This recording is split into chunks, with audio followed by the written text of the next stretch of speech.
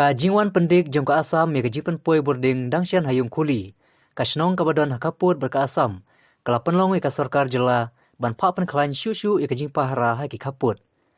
Haba penti kenai ka ne u menteri kampuing ka jela u ba lak men rembui. Ulong banakal yang ka sarkar keladap ai ka jing ptha ka baklan bahai ki pulit bakin long ka bapit ngor haki jaka kaput. Ki pulit jongi kide kidan hangto ban yadai ki dula jong na kano ka jing sya thambor ta hadin balajia ka jing ban ka Asam ha basngi te giladan hangto pat ngatharai ya menta kabyang hi mar ko mo ang phinak ko pos ko po ba ka best solution hi kade kumno ban resolve ka border dispute bahkan don ka demarcation ha kalyang baru arti state markum ba fitip hi ka border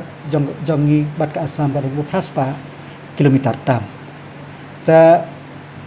kamot ba ladam dan ka demarcation kan mi hini ki jingkia ko kum kine nak we pos pa ta ngi nak lang jingi ki ngishim ba kanu no ko jingjia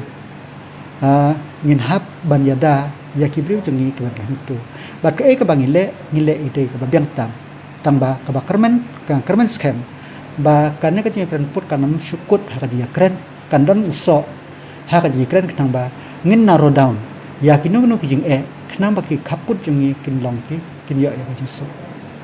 kren kat ba kren nrei ka policing hi kada ki police ki don yala ka jong ka rule kumno ban le ya ka policing khna ba naman ra ya ka jing ya ba tengah ka liang jonga ka nga ha ka jing start bat nga kermen scam mde tang jing start ni na ka sarkar ni ay ka strict instruction ba